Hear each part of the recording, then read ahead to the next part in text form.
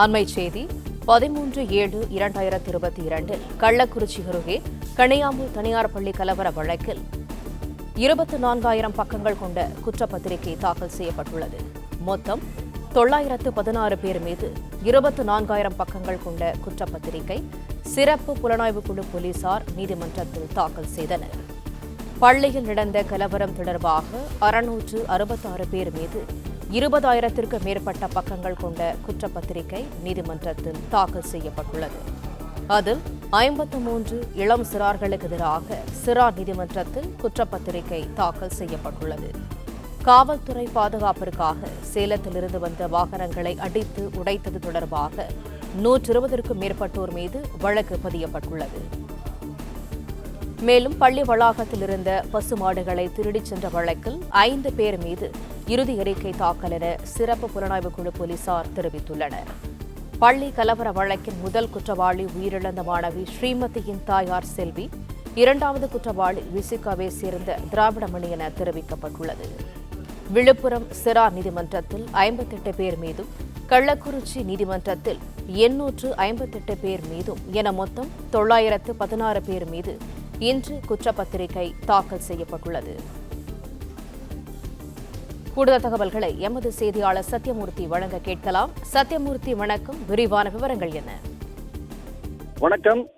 கள்ளக்குறிச்சி மாவட்டம் சின்னசேலம் இருக்கக்கூடிய கனியாமூரில் செயல்பட்டு வரக்கூடிய தனியார் பள்ளியில் தங்கி படித்து வந்த மாணவி ஒருவர் கடந்த 2022ஆம் ஆண்டு ஜூலை மாதம் 13ஆம் தேதி பள்ளி வளாக மர்மமான முறையில் உயிரிழந்த சம்பவத்தை தொடர்ந்து ஜூலை மாதம் 17ஆம் தேதி பள்ளியில் கலவரம் ஏற்பட்டது.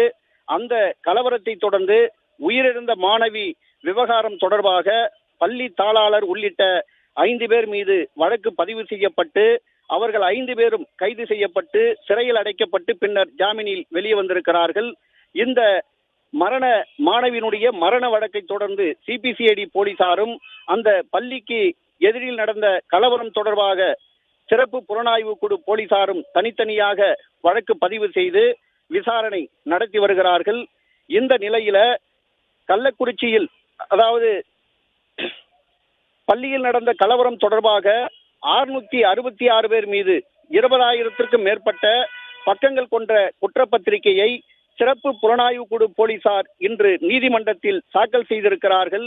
அதில் 53 இளம் சிறார்களுக்கு எதிராக, அதாவது நீதிமன்றத்தில் சிறப்பு புலனாய்வு குழு போலீசார் தாக்கல் செய்திருக்கிறார்கள்.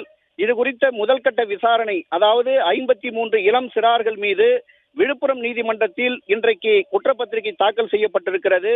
அது குறித்தான முதல் கட்ட விசாரணை அந்த நீதிமன்றத்தில் வருகிற 21ஆம் தேதி நடைபெறும் என்று நீதிமன்றம் அறிவித்திருக்கிறது.